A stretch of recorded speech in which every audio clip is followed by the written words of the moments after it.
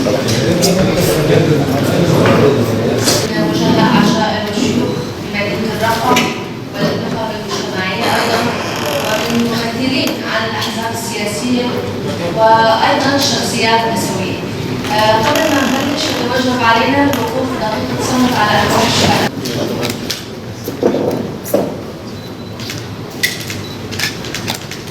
في المنطقة. ومن جهة أخرى في ظل هذه الظروف نرى هناك أيضا مسعى إيراني روسي أيضا للتقارب بين أنقرة ودمشق، وهناك كثير من النقاط في حيال موقف النظام بالرغم من الاعتداءات التركية أيضا أدت إلى قصف بعض المناطق لنقاط عسكرية مشتركة على الحدود السورية.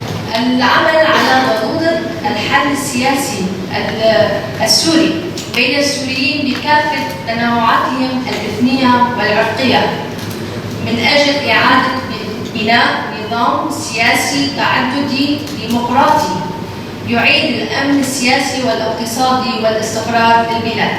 كل هذه النقاط سوف نناقشها معا، لكن قبل البدء بفتح باب المداخلات لكم نريد أو نود من السيد حسن محمد علي بتقييم الوضع السياسي وآخر المستجدات السياسية. كل عم بيأكد عليه وعم بيحاول يشوف له جواب. إذا نحن حللنا وضعنا وكيفنا هذا الوضع بمعزل عن التطورات السياسية رح ندخل بأخطاء ما نحسن نقيم الوضع بشكل جيد. النتيجة نحن جزء من وضع المنطقة كسوريا وجزء من الوضع العالمي، لذلك السياسات العالمية الموجودة تنعكس علينا مباشرة، ونحن بدورنا كمان التطورات اللي نحن نحققها نأثر على سياسات الدول.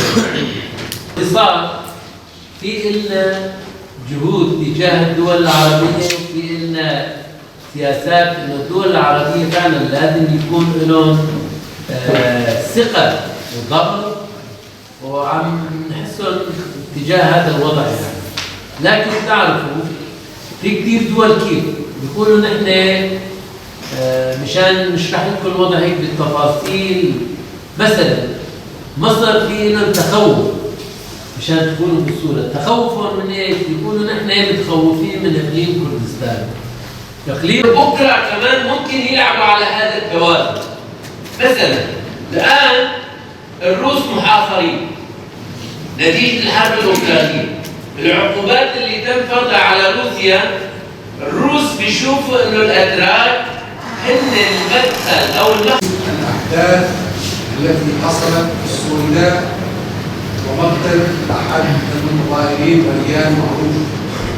هذه البيانات تؤكد وحدة التراث السوري والدم السوري، واتمنى ان يتم التضامن مع كل الاحداث التي تجري على الساحه السوريه. هي متاخره.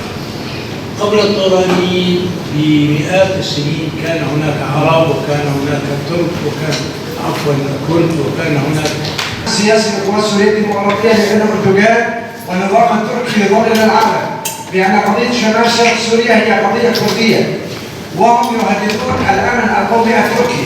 نعم. ليس من قبل العدو التركي فقط، وانما حتى النظام له هذا الهدف اعاده الاستقرار في المنطقه، وبالتالي هذا عم يعاني مشاكل في موضوع التنميه. هذا من الجانب. واتفق مع الجميع انه دون تنميه وتحسين الوضع الخدمي لا يمكن ان يكون هناك تنميه او هناك تلاقم مجتمعي للوقوف في وجه اي اعتداء كان. المساله الثانيه على المستوى السياسي، الحقيقه ليست مبالغه ابدا.